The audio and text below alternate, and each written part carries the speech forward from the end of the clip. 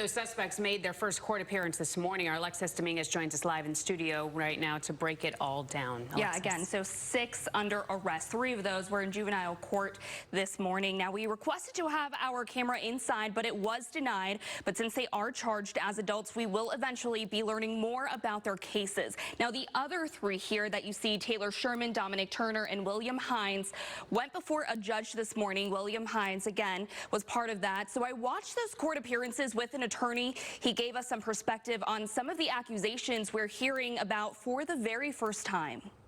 Preston was a popular student. After 4 months of waiting for answers and arrests, William Hines, Taylor Sherman, and Dominic Turner. Families across the East Valley are inching closer to justice in the tragic beating death of 16-year-old Preston Lord. He served on his student council of his high school, and he was a 3-sport athlete.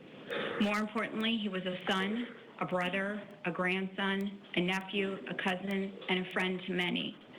Everyone who knew him loved him.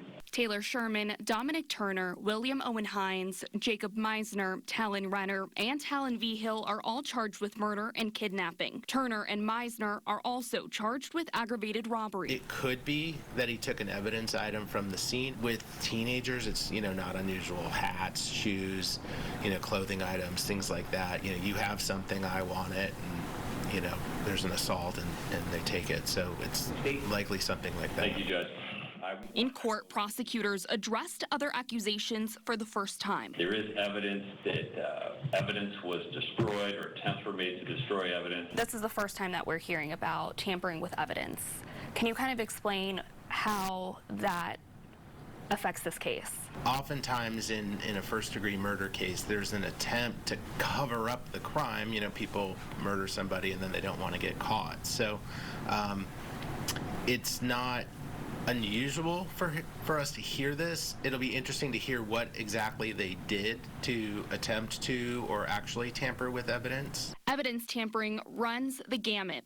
We talked to a former prosecutor who says it could mean getting rid of clothes with blood by burning them or throwing them out. But attorney Russ Richelsoph says it could also mean wiping videos off their phones or taking them down from social media. But investigators do have a way, if they can get access to the physical device, they do have a way to access that information.